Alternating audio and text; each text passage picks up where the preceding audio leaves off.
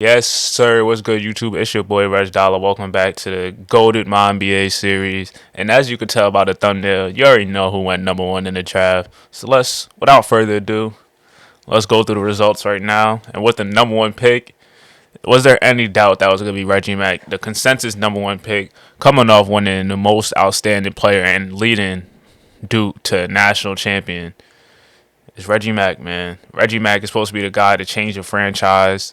Uh, basically the face of the draft class that's the most hyped draft class of all time, the GOATED draft class. And if you guys Xbox Series X, I blessed you, so go and download that.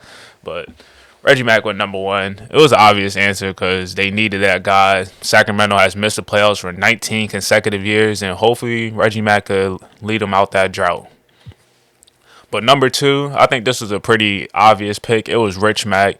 They were lacking a center. Their backcourt play that they excuse me, the backcourt play that they have is Maurice Allen. I think they drafted him number two last year, and then they also got Scooter Henderson. So they got the backcourt of the future, led by probably the most dominant presence that we've seen since Shaquille O'Neal, Rich Mack. At number three, this is where it really got tough. The Hawks. The Hawks are coming off a disappointing season. They added Shea Alexander and all these other pieces, but they still didn't end up making the playoffs. And their biggest concern, I'm going to show you this right now. The biggest concern this past season with the Hawks were their defense. The third worst defense in the league, even though they were seventh in offense and third worst defense. So we had to address that issue. They were trying to look for a trade that they could find a win now player, but ultimately they just settled on getting Khalif Kingston, the defensive player of the year.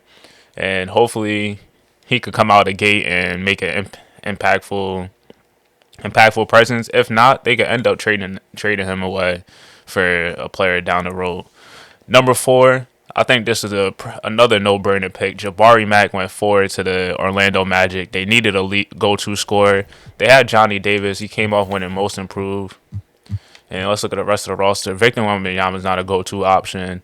And neither is Cole Anthony. So I think Jabari Mack could end up being that guy. Then for the Trailblazers, they needed a big man. They went with Troy Mack. We could briefly run through some of these picks. The Seattle Supersonics, they needed a franchise guy. First season back, they drafted Austin Mack, and he is box office, someone that's going to put butts in seats in Seattle. So that's a tough pick right there. At 7, the Las Vegas Lions went with Jeremy Goodson, another player that could put butts in seats, an electric, high-flying athlete. Number 8, I love this pick. I love this pick for the Lakers. I thought they was one of the losers in the draft, but ended up getting Danny Tyler, one of the best shooters in the class, to pair up with the big man Jimbo Jackson that they got last year. I kind of like that duo for the future.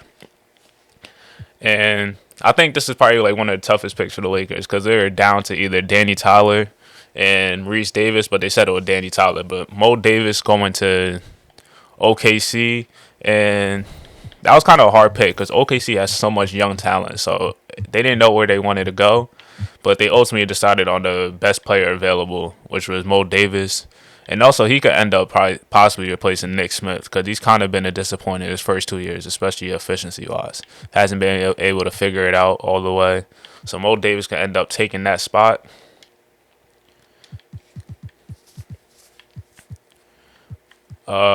Indiana, we'll just run through the two picks that they added. They added 2 front court players. Devontae Tucker, one of the best scorers in the draft. Someone that could attack the basket at will and finish. And they also added a stretch 5 and Trent Brothers. So 2 solid picks for them.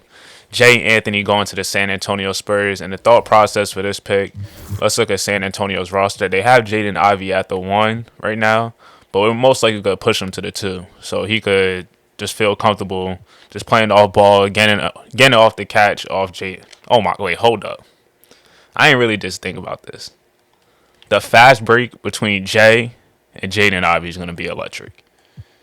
It's going to be electric.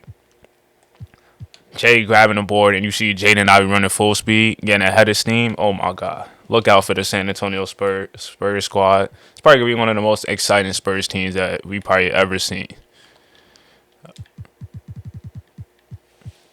Rico Ryder ended up going to the Golden State Warriors. I'm guessing he probably got a sore knee from one of his workouts or something. I don't know. but they added another wing alongside Jonathan Kuminga and Moses Moody. And we had all right, right here at 14. It was originally the Knicks pick, but we had a big ass trade happen. And I'm going to show you guys this right now.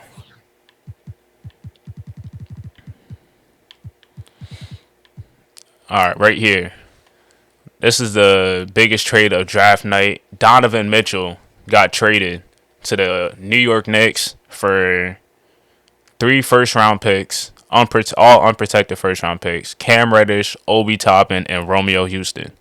So, damn, I think the Jazz ended up missing the playoffs. Or they ended up playing, something like that. So, I guess Donovan Mitchell basically saw the writing on the wall, and he wanted to go to New York. That's what really happened. And now he has the opportunity to play with DeJounte Murray and R.J. Barrett, and they're trying to build a championship squad out of this core. And I like how this team is looking right now. They just have to do something to free agents, get better role players, and the Knicks could possibly be a contender. Well, at least in the best position they had since probably when like Melo was there, like 2012. But that was a big time trade right there. Going back to the draft, so that ended up getting Scott Kane and Joe Banks back-to-back picks. So I think that's a great core to start building off of. Let's look at the Utah Jazz roster real quick. All right, and I also traded for Colin Sexton too. I don't know how he's probably gonna be there long term. He has one more year in his contract. Dior Johnson had a pretty good first year for himself. So basically looking at the roster, they got Cam Reddish, whatever they want to do with them. Cam's been inconsistent through his whole career. Hasn't shot over 42%, which is terrible.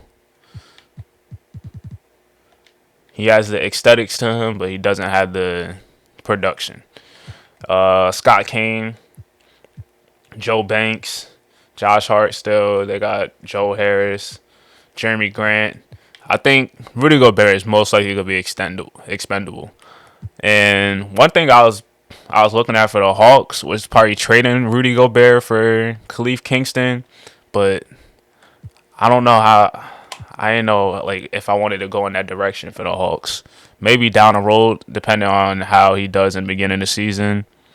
But we wanted to give Khalif Kingston a chance because he was a special defender at the college level. And if they could have him for the long-term future, because Rudy Gobert is already 33. He already seen his best days. So if the Hawks really wanted to go all in, they could look down at Rudy Gobert potentially down the road. And going back to the draft, we probably just going to recap a couple more picks. Or just run down a couple of these. All right, so the Rockets got Shane Baker. At the 17th spot, the Mavericks ended up taking an upside swing in Carlton Davis. And coming into his rookie year, he's probably just going to be backing up Fred VanVleet and Luka Doncic. And eventually probably take that starting guard spot wherever you want to put him at 1 or 2. It really doesn't matter. But the Suns, after CP3 retiring, they drafted Adrian Sparks, who was one of the best floor generals of the squad. So hopefully, he's obviously not going to fill in the role that CP3 did, but someone that could potentially replace him down the line and down the road. The Nets added another big Corey Cousins, Dario Dijakovic, another big man for the Pelicans. Hopefully that could help Zion with even more spacing. And he could potentially probably take Valanciunas' role down the road as he gets older. The Celtics added Tyus Rogers. And the biggest question for the Celtics, what's going to happen with Jason Tatum in the free agency? Justice Augustine to OKC. Dante Carter to the Clippers. Jalen Miller, 3-and-D wing to the Memphis Grizzlies. Deion Jones to the Thunder. Excuse me.